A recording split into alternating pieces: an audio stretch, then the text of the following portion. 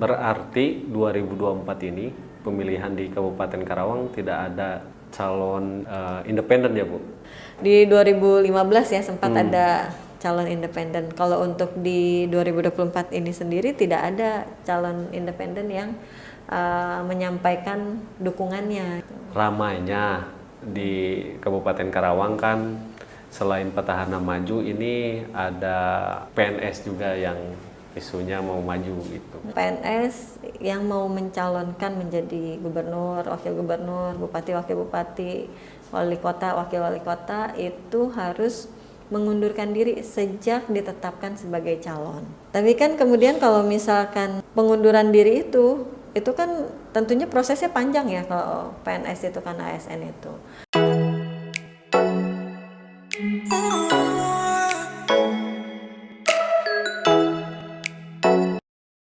Assalamualaikum warahmatullahi wabarakatuh. Anda menyaksikan Alexa Podcast bersama saya Amirullah Abdul Aziz. Pemilihan umum atau pemilu secara esensi merupakan proses pembelajaran dalam rangka pendewasaan bangsa. Pemilu juga merupakan momentum ujian bagi seluruh elemen bangsa mengenai seberapa jauh nilai-nilai demokrasi telah menjadi bagian dari jati diri bangsa Indonesia.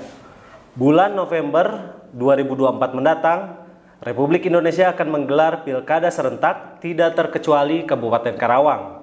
Untuk mengetahui tahapan-tahapan dan apa saja yang sudah dipersiapkan oleh penyelenggara pemilu, di samping saya ada Ketua KPU Karawang, Ibu Mari Fitriana. Iya. Gimana kabarnya Ibu? Alhamdulillah damang. Lagi sibuk apa sekarang? Sekarang masih sibuk coklit. Sejauh ini kan masih masa coklit nih, sampai 24 Juli mendatang kan. Jadi kita memastikan betul bahwa masyarakat Karawang yang sudah layak sebagai pemilih itu terdaftar sebagai pemilih. Nah, untuk proses persiapan KPU sendiri jelang pilkada ini sudah sejauh mana? Ya. Selain coklit tadi. Ya betul, tentunya persiapan kan sesuai dengan tahapan yang sudah dan sedang berjalan ya kan. Untuk badan ad hoc sudah selesai, sudah beres, kami bentuk pada bulan Mei kemarin gitu kan. Itu 150 PPK. Terus juga 90 sekretariat PPK sudah terbentuk dan sudah dilantik dan dikukuhkan. Lalu PPS sejumlah 927, karena kan PPS 3 orang per desa dan kelurahan. Jadi total 927 PPS dan juga 927 sekretariat PPS itu sudah terbentuk semua. Dan di bulan Juni kemarin dari tanggal 24 sampai tanggal 24 Juli ini itu masih masa coklit. Jadi Pantarlih masih bekerja nih dari rumah ke rumah mendatangi pemilih yang sudah ada di DP4, dicocokkan apakah yang bersangkutan masih ada di rumah tersebut gitu kan. Kalau masih ada ya pemilih sesuai, kalau misalkan sudah pindah ya nantinya jadi pemilih ubah gitu. Dan banyaklah yang dilakukan oleh Pantarlih gitu kan. Ada kesulitan nggak dalam ini proses ke bawah itu kan biasanya datanya nggak cocok atau seperti apa gitu. Tantangan besar di lapangan itu untuk penyelenggara ini apa sih?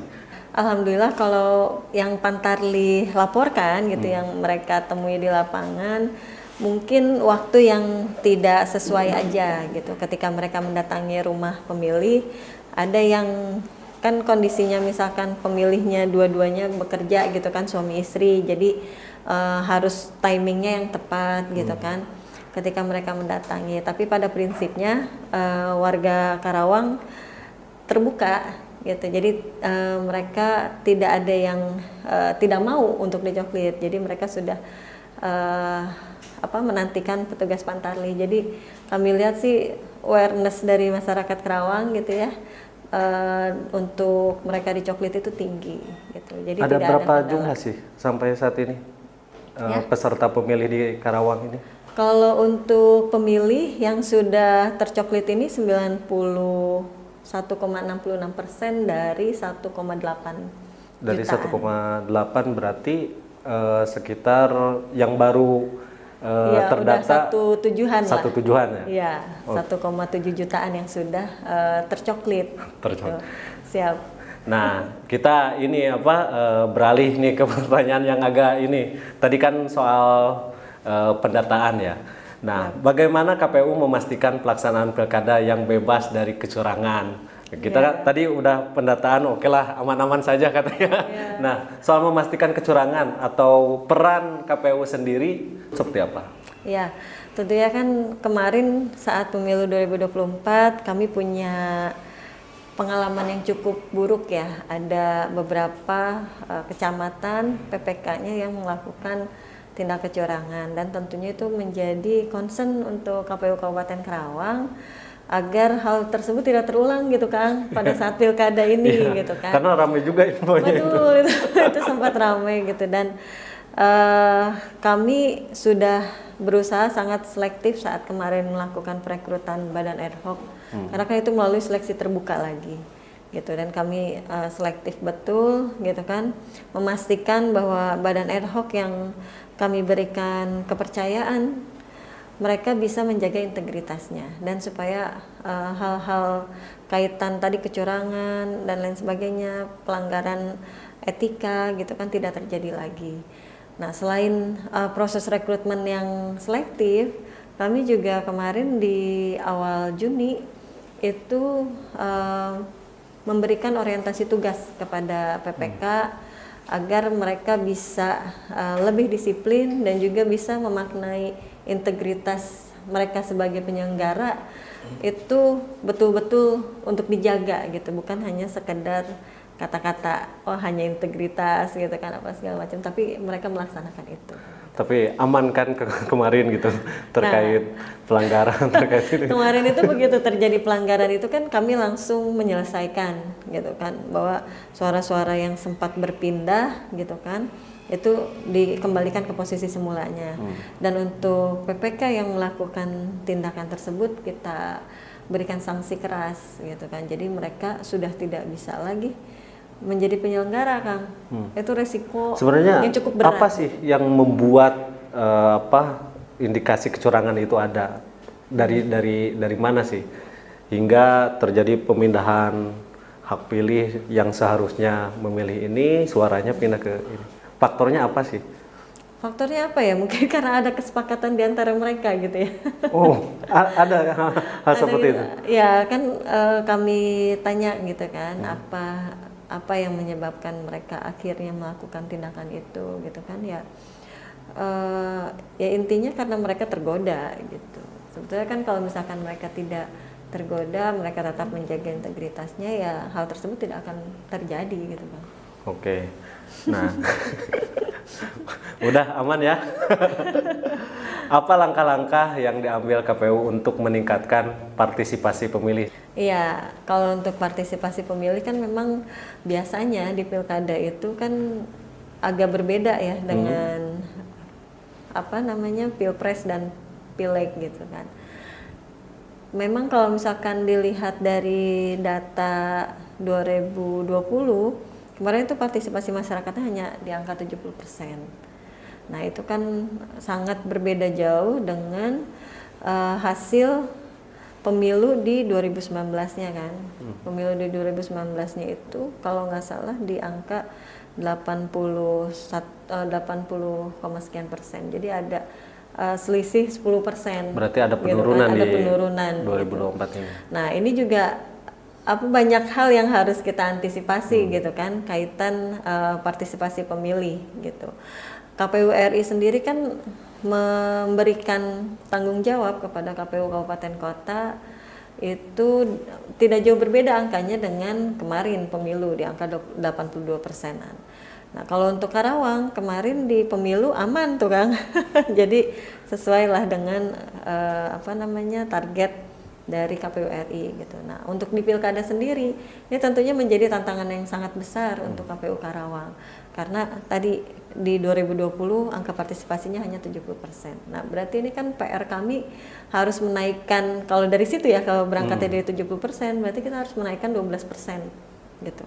Dan tentunya ini membutuhkan kampanye kolaboratif, artinya dengan partai politik sebagai peserta pemilihan yang nanti mengusung pasangan calon gitu kan, dan juga tentunya kami dari KPU Kabupaten Karawang sendiri akan memaksimalkan kerja-kerja PPK dan PPS gitu untuk mensosialisasikan ke bawah agar masyarakat sampai di daerah terpencil pun mereka tahu bahwa akan ada Pilkada 2024. Nah, sebagai awalan informasi, ini kan kerja-kerja Pantarlih yang sedang mencoklit ini adalah penyampaian informasi awal untuk masyarakat yang tinggalnya mungkin agak jauh dari perkotaan. Kalau daerah perkotaan mungkin kita tidak khawatir ya, karena begitu banyak media yang bisa masyarakat lihat gitu kan, untuk tahu bahwa Pilkada itu di tanggal 27 November.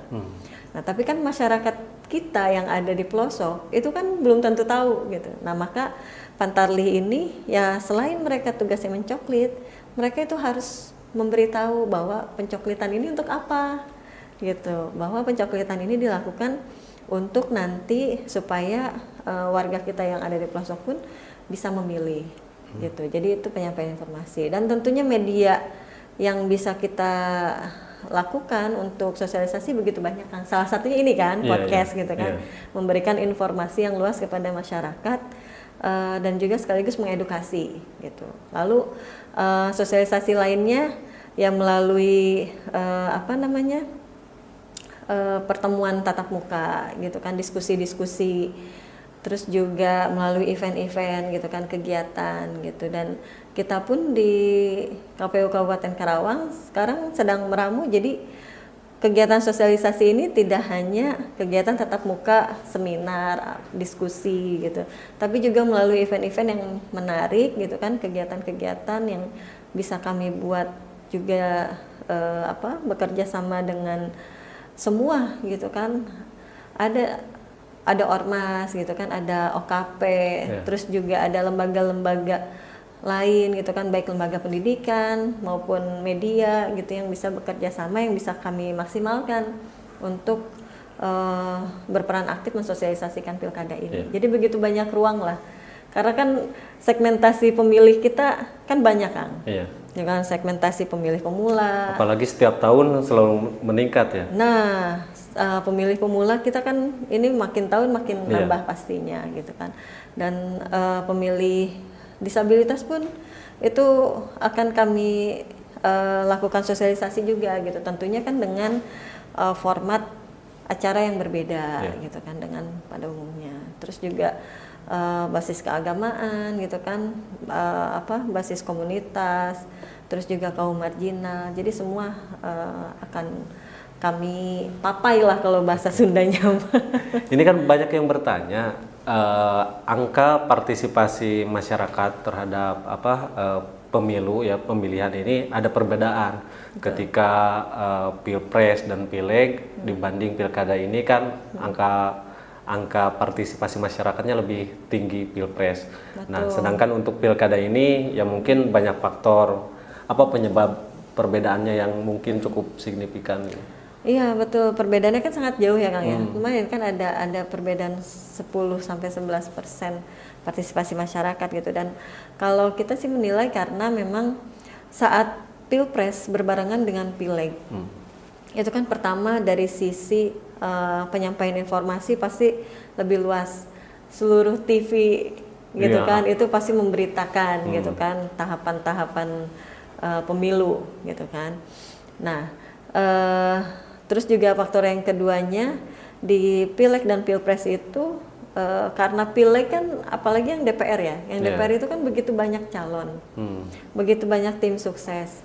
Artinya kan banyak orang yang turun secara langsung gitu mengkampanyekan calonnya, sekaligus juga di satu sisi kan kami anggap juga membantu KPU mensosialisasikan pemilih itu untuk datang gitu kan pada hari pemilihan pemilu.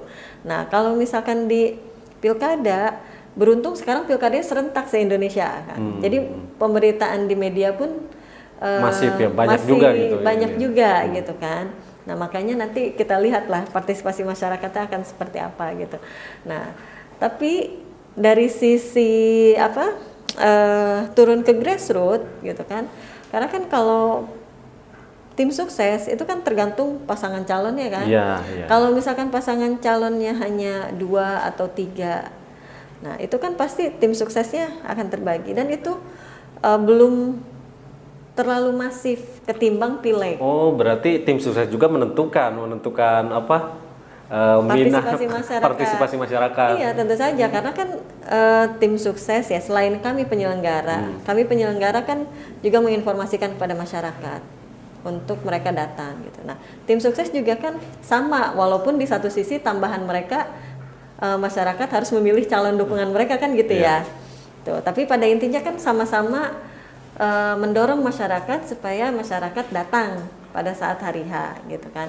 Jadi di situ kita melihat kan kalau dari kuantitas orang-orang yang terjun ke masyarakatnya itu kan jauh lebih sedikit kalau di pilkada gitu. Maka kemudian partisipasi masyarakatnya pun lebih rendah pilkada gitu. Dan awareness masyarakatnya juga agak lebih turun kalau pilkada, kami rasa gitu. Nah, makanya kemudian sosialisasi sekaligus edukasi yang kami lakukan ke masyarakat pun tidak hanya sekedar ayo milih gitu kan, ayo pada tanggal 27 November nanti datang gunakan hak pilihnya gitu, bukan hanya itu, tapi lebih membangun kesadaran bahwa momen politik 5 tahunan ini ya harus betul-betul dimanfaatkan oleh masyarakat, bahwa ketika mereka tidak memilih, yang rugi bukan bupati atau wakil bupatinya, tapi masyarakat sendiri gitu kan. Nah, itu kesadaran itu yang harus kita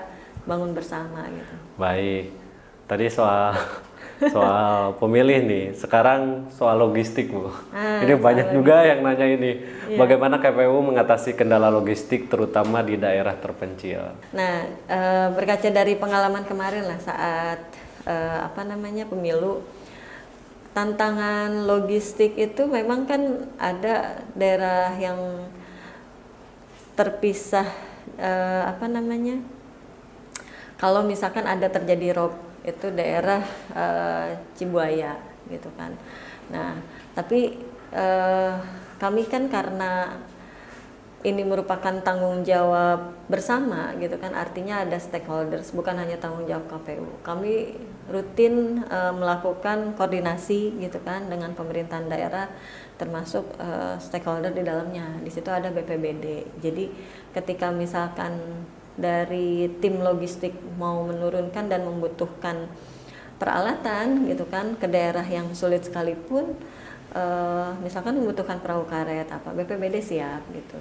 Lalu juga ketika misalkan daerah kayak yang tidak bisa lagi pakai mobil gitu kan, itu bisa juga gitu kan teman-teman PPK PPS-nya menggunakan motor. Jadi sejauh ini kendalanya tidak ada yang terlalu berat sebetulnya, karena koordinasi dan komunikasi dengan stakeholders terkait ini selalu kami lakukan. Tapi masih ada wilayah-wilayah di pelosok Karawang yang mungkin aksesnya kurang memadai sehingga pengiriman logistiknya terkendala atau Alhamdulillah sih nggak ada kendala yang berarti lah, karena itu tadi bisa kita selesaikan gitu. Walaupun misalkan nanti diprediksi musim hujan gitu ya, tidak ada akses ada akses yang terhalang misalkan, tapi baik dari pihak pengamanan maupun dari pihak pemerintah itu sudah menyiapkan langkah-langkah. Baik. Iya. Bagaimana prosedur pengawasan dan pengamanan selama hari pemungutan suara? Ya. Kalau misalkan pengamanan kan pastinya melibatkan pihak kepolisian dan juga TNI ya, TNI AD khususnya. Jadi selama ini sih yang kemarin pengalaman saat pemilu ya, itu alhamdulillah koordinasi dengan pihak kepolisian maupun TNI AD itu luar biasa, dikawal ketat gitu kan, mulai dari pendistribusian logistik sampai pada hari H gitu kan. Petugas KPPS kami sangat dijaga gitu kan, jadi alhamdulillah pengamanan sih aman. Apa aja sih inovasi dan teknologi yang baru diterapkan oleh KPU dalam menghadapi pilkada ini? Ya, pastinya kalau misalkan penggunaan aplikasi itu terus diperbaiki gitu kan, seperti saat masa coklit ini kan. Pasti mau nanyain si rekap ya.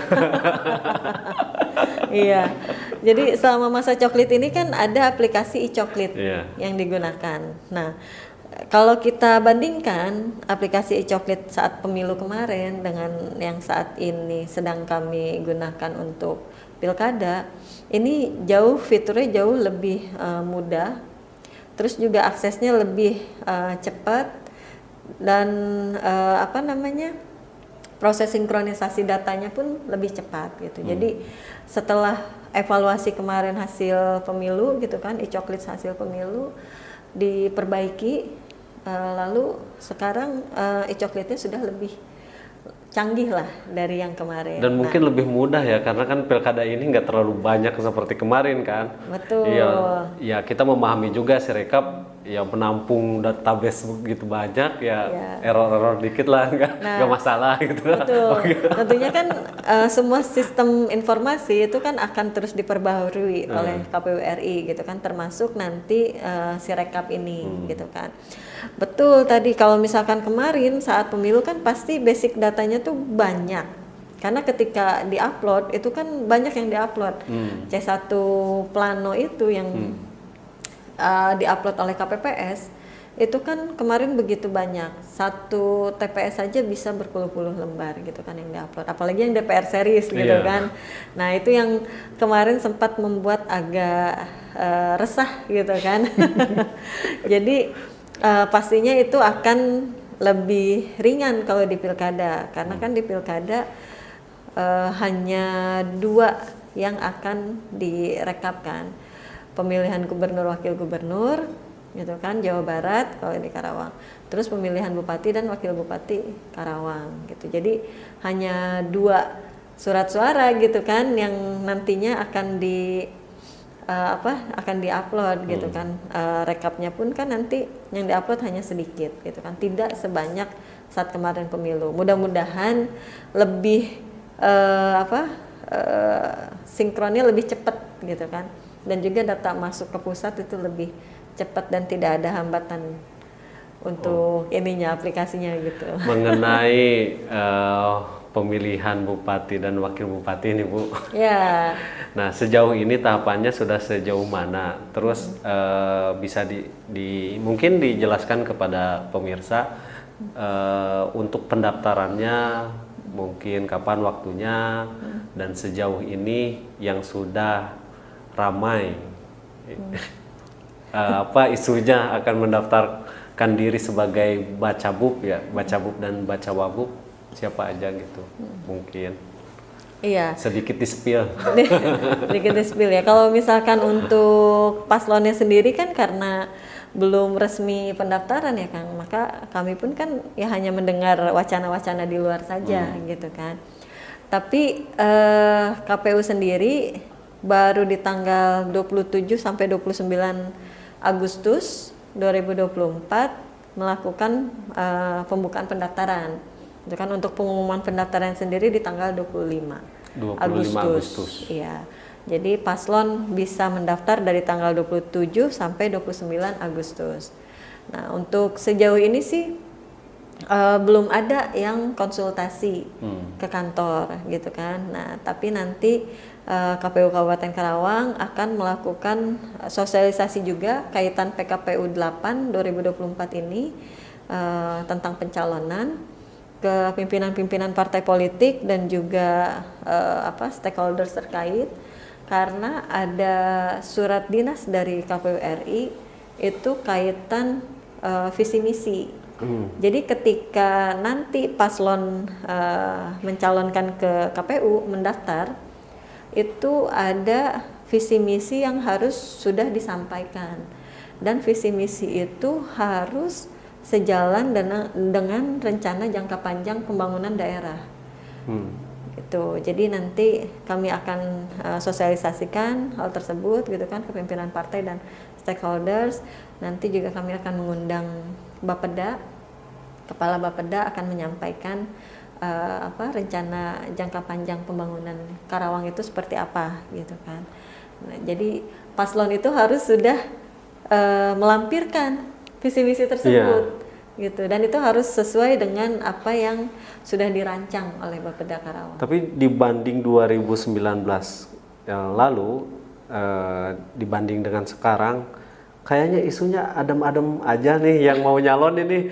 Sampai kita melihat ini kabupaten tetangga lah kayak Purwakarta, calonnya kan udah bermunculan ini. Nah di Karawang kenapa? Apakah sepi peminat yang mau jadi bupati dan wakil bupati atau gimana? Emang wajar nggak sih 1 bulan lagi mau pendaftaran tapi isunya masih adem aja? Faktornya apa sih, Bu?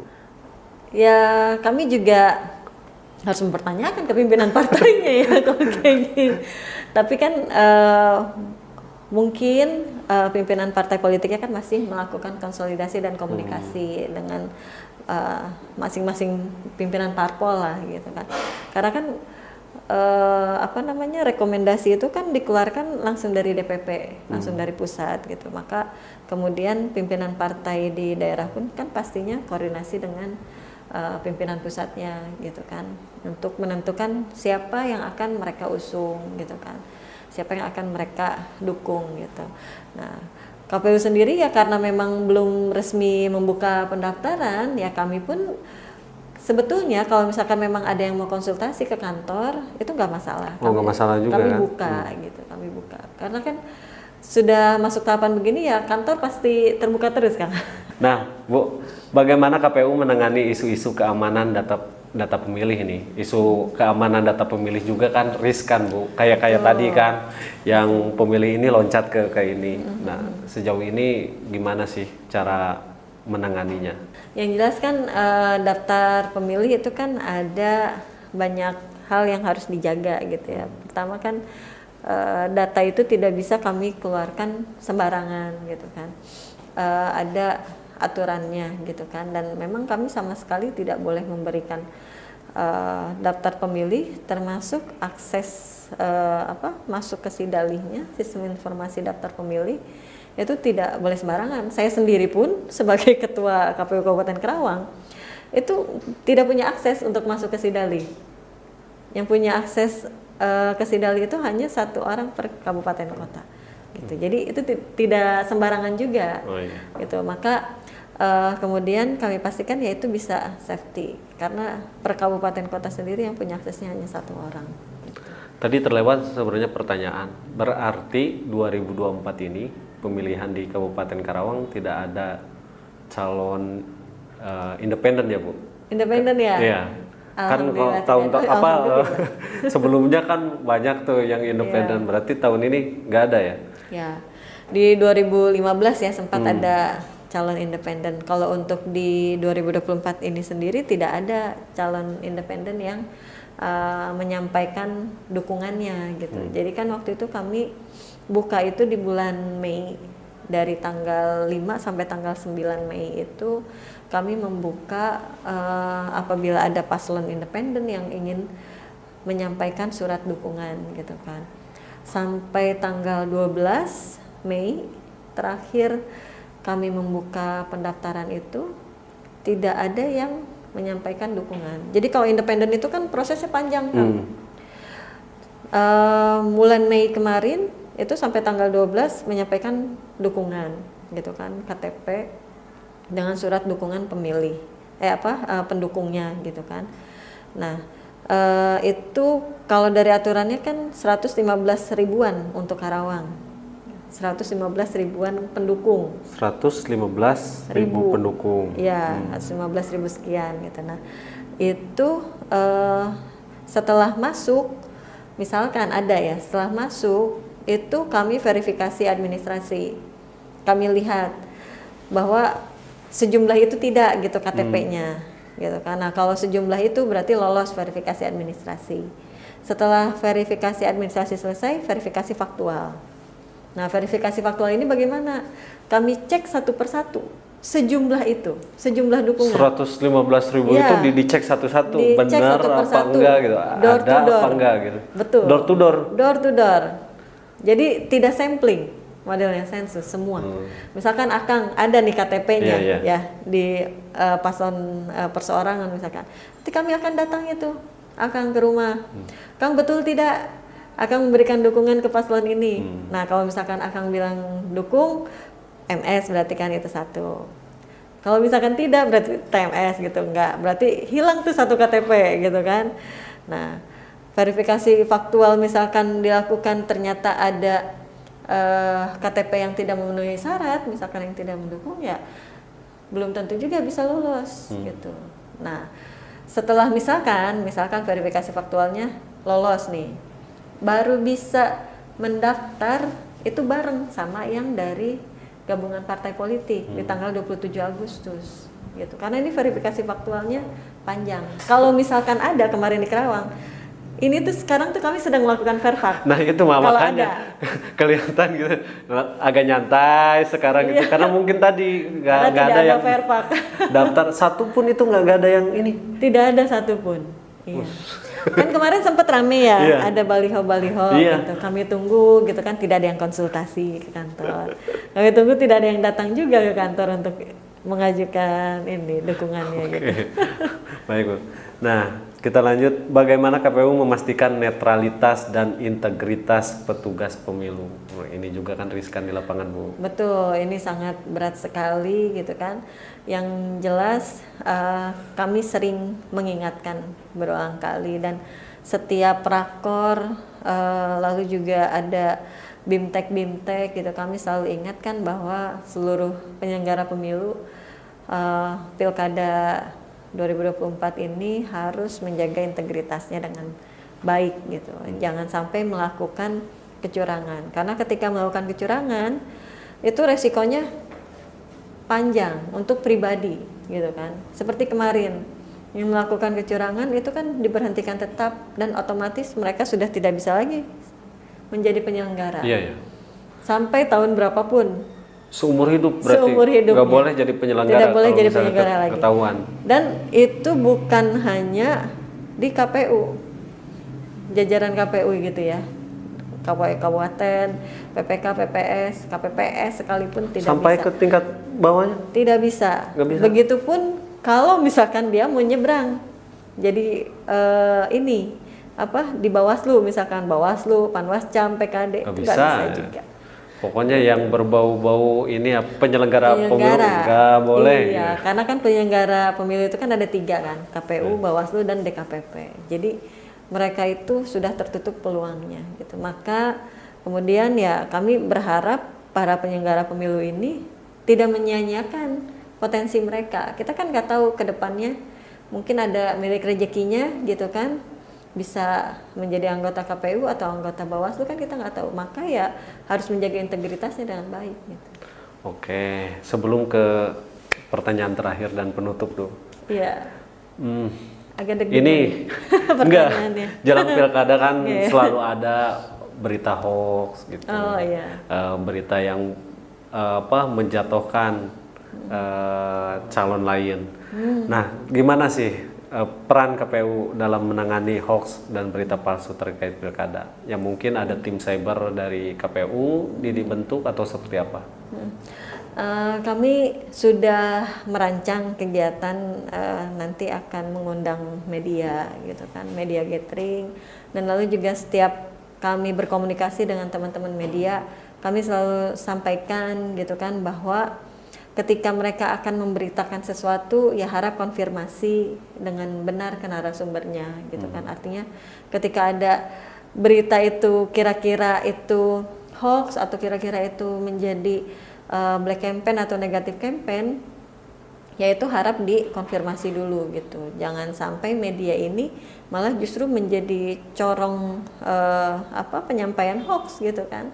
Nah, itu yang kita sampaikan betul. Jadi biasanya kan ramai ya karena di media kan, berita-berita negatif ada, misalkan berita-berita hoax ada. Bukan hanya di media, sosial media gitu juga. Nah, sosial media gitu kan. Nah, artinya kan itu harus terkomunikasikan gitu bahwa media jangan sampai menjadi corong itu.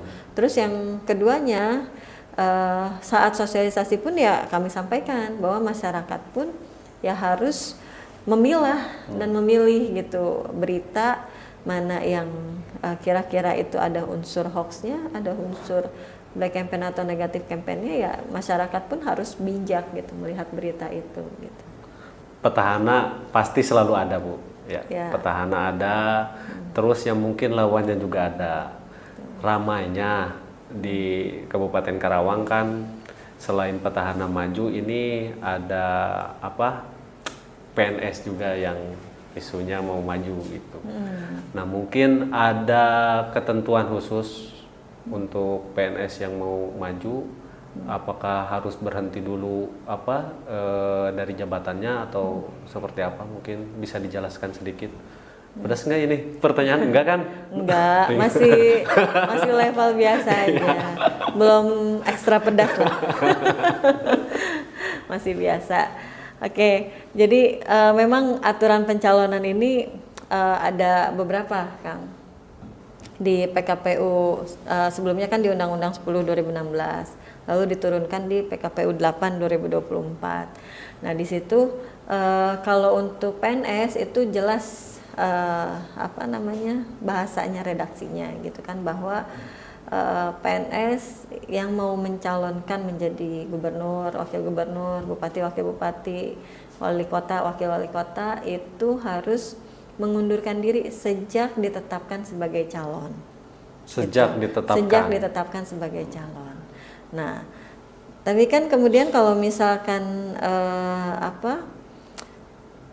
pengunduran diri itu kan tentunya prosesnya panjang ya kalau PNS itu kan ASN itu.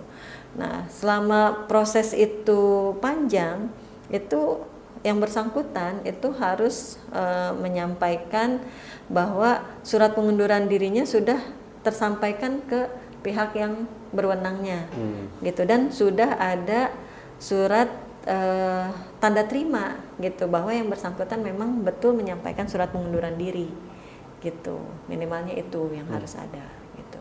Nah, kemudian baru kalau misalkan sudah ada ketetapan pengunduran dirinya, itu baru disampaikan ke KPU. Jadi memang harus mengundurkan diri kalau PNS. Kalau PNS. Kalau PNS. Selain PNS, kalau misalnya anggota dewan terpilih ya, mencalonkan itu seperti apa? Sama juga. Jadi anggota dewan terpilih, walaupun misalkan belum dilantik, itu sama, harus mengundurkan diri juga, gitu. Sejak tanggal ditetapkan, gitu kan, sebagai calon. Terus juga sama kalau misalkan TNI, Polri, gitu kan, kalau misalkan ada yang berniat mencalonkan, gitu kan. Terus juga PJ, kalau di kita kan bukan PJ ya bupatinya, PJ gubernur, PJ bupati, gitu kan, itu harus mengundurkan diri juga. Oke, Bu, mungkin terakhir ya, harapannya baik kepada pemilih di pilkada nanti maupun kepada calon. Yang pastinya pertama gini, KPU itu kan melayani dua ya, peserta pemilihan yaitu paslon beserta gabungan partai politiknya dan pemilih, gitu kan. Nah, untuk peserta pemilihan, peserta pilkada nanti, ya silakan pergunakan waktu dengan baik nih, masih ada waktu 1 bulanan lagi, gitu kan, untuk mengusung pasangan calonnya, gitu kan, untuk berkontestasi di pilkada 2024. Karena pilkada ini kan bukan hanya momentum politik pergantian kepala daerah, tapi juga di sini ada momen penyampaian visi misi, gagasan, gitu, untuk membawa Karawang ke depan, gitu kan, minimalnya 5 tahun ke depan, gitu. Dan itu harus dipergunakan dengan baik, gitu kan, oleh pimpinan-pimpinan partai politik nih untuk mengusung paslonnya, gitu. Dan yang jelas untuk masyarakat Karawang, pastikan terdaftar sebagai pemilih. Kalau misalkan belum terdaftar, segera datangi PPS-nya agar bisa masuk ke dalam daftar pemilih. Dan juga pastikan menggunakan hak pilihnya dengan baik, karena momen pilkada ini menentukan masa depan Karawang. Ya, jangan lupa tanggal 27 November 2024 pastikan datang ke TPS dan juga pastikan menggunakan hak pilihnya dengan bijak.